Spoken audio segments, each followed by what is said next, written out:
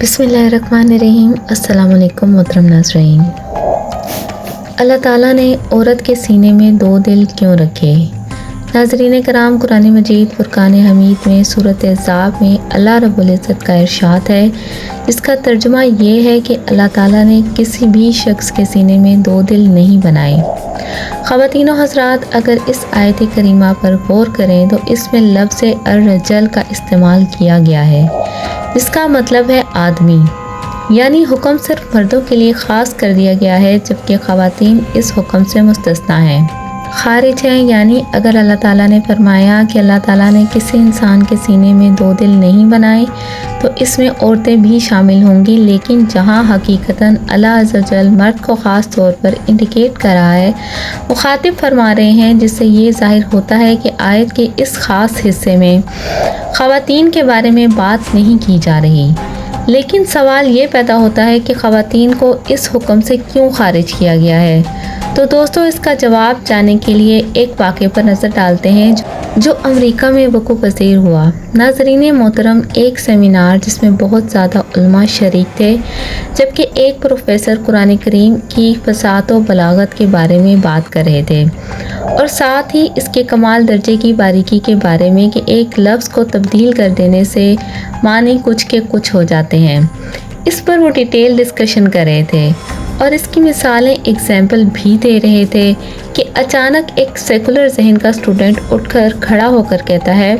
کہ میں اس بات پر یقین نہیں رکھتا، کیونکہ قرآن پاک میں ایسے الفاظ بھی موجود ہیں جو آپ کے موقف کی نفی کرتے ہیں، اور اس کی دلیل سورۃ الاحزاب کی یہ آیت ہے، جس میں آپ کے خدا نے فرمایا کہ کسی آدمی کے سینے میں اللہ تعالیٰ نے دو دل نہیں رکھے۔ اب غور کیجئے ناظرین کہ اس آیت پر کہ آپ کے خدا نے یہاں صرف آدمی کا ذکر ہی کیوں کیا ہے؟ یہ کیوں نہیں کہا کہ کسی بشر کو ہم نے دو دل نہیں دیے، اور کیوں یہ نہیں بتایا کہ سب انسان مرد ہوں یا عورتیں ایک ہی دل رکھتے ہیں؟ دوستو، یہ سوال سنتے ہی ہال میں خاموشی چھا جاتی ہے، اور سب کی نظریں پروفیسر کی طرف اٹھ جاتی ہیں کہ وہ اس کا معقول جواب کیا دیتے ہیں۔ ویسے تو طالب علم کا سوال بظاہر صحیح تھا کہ مرد ہو یا عورت، دل سب کے سینے میں ایک ہی ہے، پھر اللہ تعالیٰ نے مرد کا ذکر ہی کیوں کیا ہے؟ جبکہ ادھر پروفیسر اپنے ذہن پر زور ڈالتا ہے کہ اس کا کیا معقول جواب دیا جائے، کیونکہ اگر جواب نہ دیا گیا تو طالب علموں پر برا امپیکٹ بھی پڑ سکتا ہے، لہٰذا ذہن پر زور ڈالنے کی مکمل کوشش کامیاب ہو جاتی ہے، اور آخرکار پروفیسر کا جواب ان کو مل جاتا ہے، جو کہ قرآن پاک کی شاندار علمی اعجاز کو ظاہر کرتا ہے، جس تک پہنچنا قرآن کریم پر غور و فکر کے بغیر ناممکن تھا۔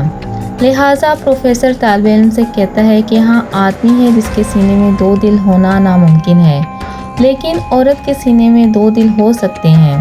کیونکہ جب عورت پریگننٹ ہوتی ہے، حاملہ ہوتی ہے، تو اس کے سینے میں دو دل دھڑکتے ہیں، ایک اس کا اور ایک اس کے بچے کا، کیونکہ رحم مادر میں موجود بچہ گویا کمہار کی چاک پر بھرا ہوا مٹی کا لوتھڑا ہوتا ہے۔ ماں بظاہر ایک انسان ہوتے ہوئے بھی دو انسان ہیں، اس میں ایک کے بجائے دو دل دھڑکتے ہیں، اس میں دو وجود پلتے ہیں اور دو روحیں اپنی غذا پاتے ہیں۔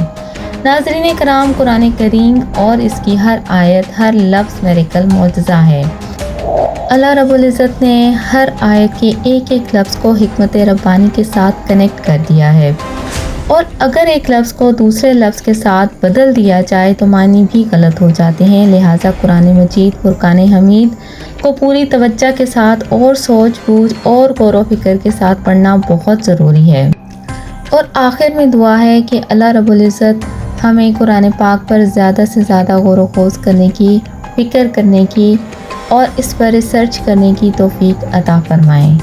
اگر یہ ویڈیو آپ کو اچھی لگی ہو اور آپ کا ایمان تازہ ہو گیا ہو تو صدقہ جاریہ سمجھ کے دوسروں کے ساتھ بھی شیئر کیجیے گا، ہو سکتا ہے آپ کے ایک شیئر کرنے سے اللہ تعالیٰ کسی کی زندگی بدل دے۔ ملتے ہیں نیکسٹ ویڈیو میں، تب تک کے لیے اللہ حافظ، جزاک اللہ خیرہ۔